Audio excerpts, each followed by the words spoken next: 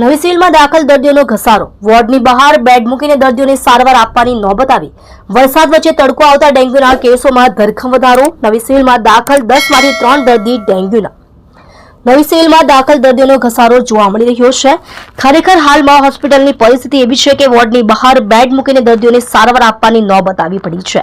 વરસાદ વચ્ચે તડકો આવતા ડેન્ગ્યુના કેસોમાં ધરખમ વધારો જોવા મળી રહ્યો છે। સૂત્રોએ જણાવ્યું હતું કે હાલમાં હોસ્પિટલમાં દાખલ 10માંથી 3 દર્દી ડેન્ગ્યુના છે। શહેરમાં મચ્છરોનો ઉપદ્રવ ઝડપથી વધી રહ્યો છે। ખરેખર ડેન્ગ્યુ માટે આ સૌથી અનુકૂળ મોસમ છે। તબીબોનું કહેવું છે કે વરસાદ વચ્ચેનો તડકો એ ડેન્ગ્યુના પાણીમાં તડકો જેમ પડે છે તેમ મચ્છરના લાર્વા ઝડપથી વધે છે અને ટૂંક સમયમાં મચ્છરોમાં વિકાસ પામે છે। શહેરમાં હાલમાં આ સ્થિતિ છે। છેલ્લા 10 થી 15 દિવસ દરમિયાન ક્યારેક તડકો તો ક્યારેક હળવો વરસાદ થઈ રહ્યો છે। ડેન્ગ્યુ માટે સ્થિર પાણી અને તડકો સૌથી મહત્વપૂર્ણ છે। હવે આ ચિંતાજનક સ્થિતિ બની છે। ડેન્ગ્યુના 30% શંકાસ્પદ દર્દીઓ હોસ્પિટલમાં આવી રહ્યા છે।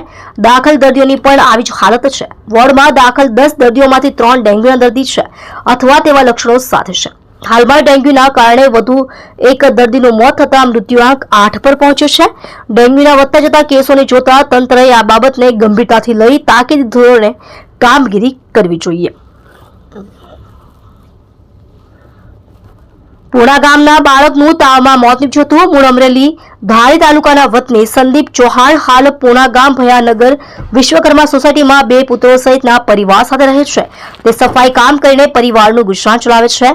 તેના પુત્રો પૈકી રુદ્ર 4 વર્ષ ઘર પાસે આવેલ આંગણવાડીમાં અભ્યાસ કરતો હતો। તેને 3 દિવસથી તાવ આવી રહ્યો હતો, જેથી ખાનગી હોસ્પિટલમાં તેની સારવાર પણ ચાલી રહી હતી। દરમિયાન શનિવારે સવારે તેને ઉલટીઓ થવા લાગી હતી અને તબિયત લથડી હતી, જેથી પરિવારજનો તેને ખાનગી હોસ્પિટલ બાદ વધુ સારવાર માટે નવી સિવિલ હોસ્પિટલ ખાતે લઈ ગયા હતા, જ્યાં ફરજ પર તબીબોએ તેને મૃત જાહેર કર્યો હતો। રિપોર્ટર SL સૈયદ સાથે કેમેરામેન સંદીપભાઈ બોરસે, તમે જોઈ રહ્યા છો live India today news channel.